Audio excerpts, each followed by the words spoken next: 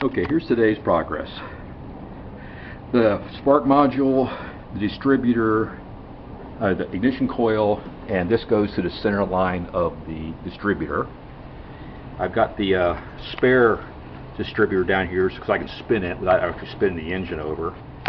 I've got the switch hooked up, so now I have this pink one is for the spark module, this black one is for the EFI, this orange one is for essentially for the or yellow, essentially for the start switch.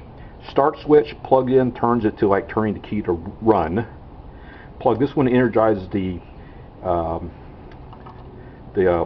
ECU module. This energizes the spark situation. So, I mean, between those three, and the only other thing I have to do is I have the little push button starter to spin the engine over. But I want to make sure that everything is hooked up right, so this plug line is to plug number 1. I currently, you can't see it, but I have the top dead center on the compression stroke set at 0 here. I wanted to make sure I had, the plug number 1 wire was hooked up right. So let's turn it on, and I'll spin the sparkler here. Let's see, maybe I can see if I can do this. Sorry about that. Let me see if this works. Try to be hands-free for a minute.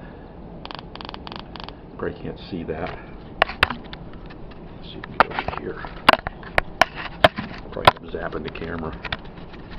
I'm going to try to hold it with one hand and see if you can see the spark action here. Sorry. Well, I have it plugged into a screwdriver and it's grounding out through that, actually through that rubber hose. Spark is jumping the gap from there and to the thing. Anyway, so that means, that tells me that A, the spark module is working right. B, the distributor cap has the correct spark plug number 1 hooked up to it. I also added the signal wire. Sorry, it's kind of hard doing this one-handed and by yourself. Let me get this out of the way. This signal wire here connects up to the negative lead of the coil. Don't you like the nice pink stuff? I don't know where to get that junk from. I'll turn this off. And that signal lead goes over to here. Put a spade connector on. So, spade connector on here. So the only thing I have left to do is plug in my spare ECU module, and I'll probably take the spark plugs out of the engine and just hook up, plugs. I actually install the plugs into each of the spark leads, because I want to see them all firing. I want to see the distributor working right. I know it's kind of silly. I'm sure it'll work, but why not test it? That's just my nature. So I'll spin the engine over. I'll watch the things, the spark plug spark. The only thing left to do then is to, I forgot the other plug. There's another plug. And of course, my pump, which isn't switched, it just runs. Unplug this one. Okay. That's it, just pumping out fuel.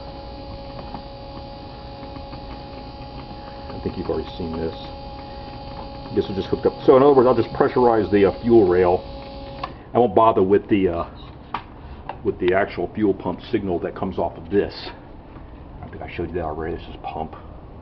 So that's unused spade right in this corner is for the pump, and it uses the all the safety features to disable the pump so it only runs when the engine's running and it only turns and starts.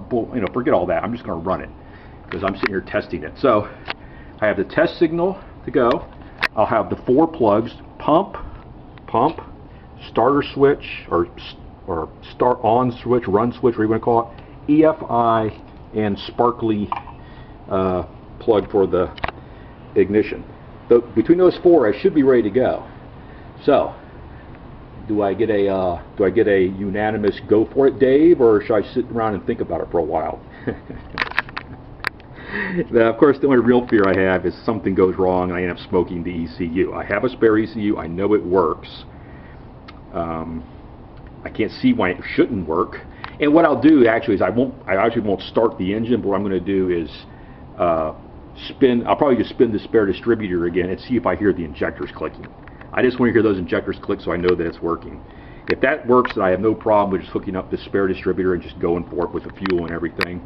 I'm not sure about, you know, I'm going to be really tempted just to do it without the radiator and the water hooked up, just see if it'll start. I mean, I guess you can't hurt. I see people do that all the time. They usually tend to do it with diesels, though. The one thing I certainly don't want to do is overheat the head for obvious reasons. I guess if I started and ran for 10 seconds, it can't possibly overheat. Anyway, that's it for now.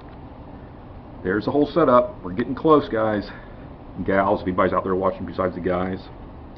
More to come later. Thanks for watching.